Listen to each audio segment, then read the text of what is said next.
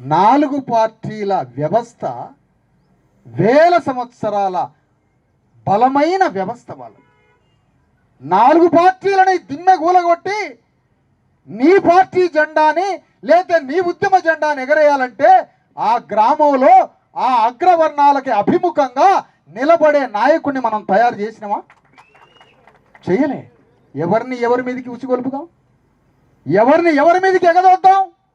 ఆ ఎగదోయడం వల్లనే 70 ఏళ్ల నుంచి ఒక పార్టీ మీదకి మనల్ని ఎగదోయబట్టే మన అయ్యలు తాతలు అన్నలు అందరూ చచ్చిపోయి ఇప్పుడు మిగిలినాం మనం. ఇది జరిగింది. పీపుల్స్ వార్ నుంచి బయటికి వచ్చి రాజ్యాంగం పట్టుకున్న మల్లోజుల ఇప్పటికీ క్షమాపణ చెప్పలే. నా వల్లనే వేలాది మంది చనిపోయారు అని.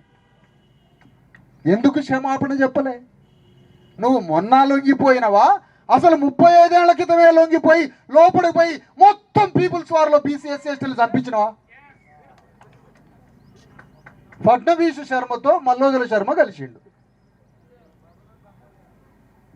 ఎందుకు ఈ మాట అంటున్నంటే, మన ఉద్యమంలో ఒక్క